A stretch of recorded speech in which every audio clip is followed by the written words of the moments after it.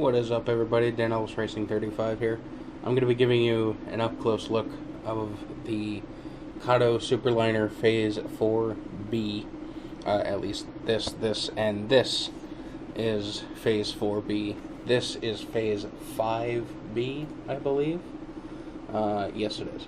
I'm just starting to learn about the different, phases of M-Track, so forgive me if I get some of this information incorrectly. I have some information on my computer that I'm somewhat cheating off of, but I'm going to reposition the camera, take these out of their jewel cases, and put them on some Unitrack and give you some up-close look. Plural. Alright, so this guy right here is the road number 34039. It's a Phase 4 coach, Phase IVb coach. It's the double-decker one. This, of course, is N scale. There isn't really much to it other than, the door, the windows. I do not have the lighting package on it, so I cannot demonstrate. Although this is optionally lighted, you can actually, here, let me move my phone here, and you can light this guy. The chassis is plastic, along with the body itself. It's plastic, but it's got a nice metallic finish to it. It's got a whole bunch of windows on the top. If you look in, you can actually see the seats and all that stuff. If you were to install the lighting kit, all you would do is kind of pry it apart here and give it a little tug like so, and then the top pops off, and you're left with this guy, who I failed to put on the tracks. Here we go. This is the main, I guess you could call it a chassis. As you can see, all the seats, it is a coach because it's got all the seats. There's no beds or anything like that. But I've never seen one of the lighting kits, but I'm assuming that it would go either up here or it would install somewhere on the bottom area. This guy, it actually has brass strips on it, and they make contact with these brass strips coming up from the wheels. The wheels are metal. They're not driven, but it's pretty neat how they do this. It's certainly a massive advancement from when I used to be into trains when I was younger.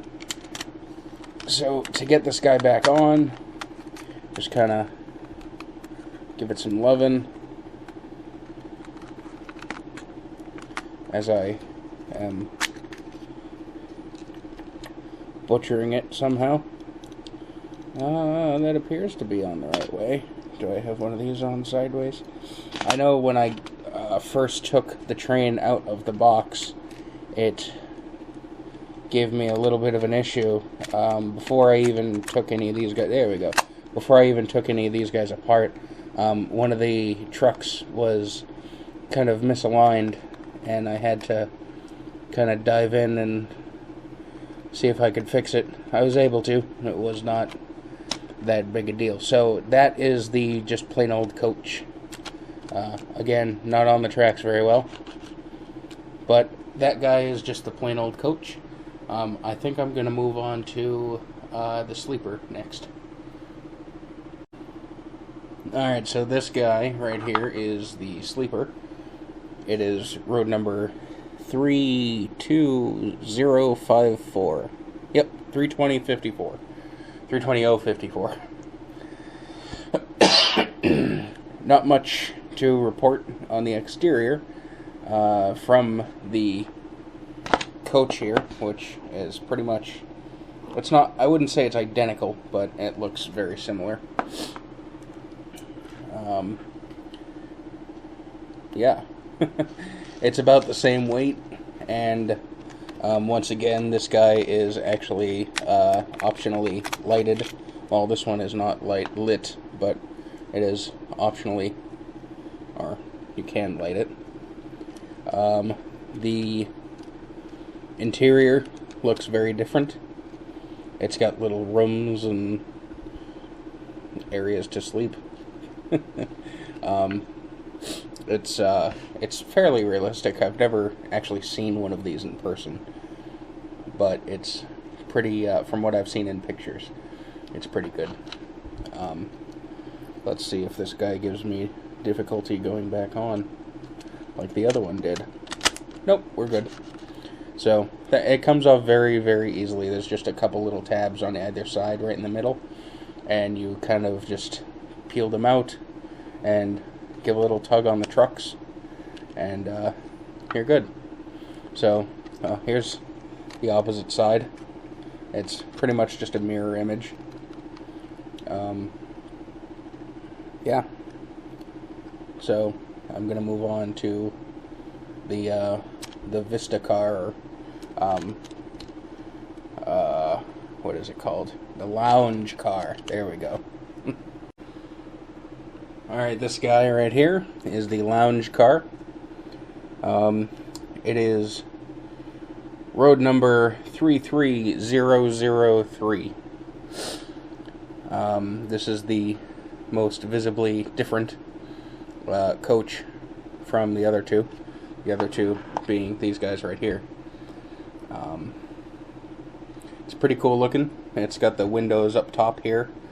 I guess that's why I called it the Vista car, because it's just kind of what brings to mind, like the old passenger liner coast to coast deal with the little glass bubble roof on there.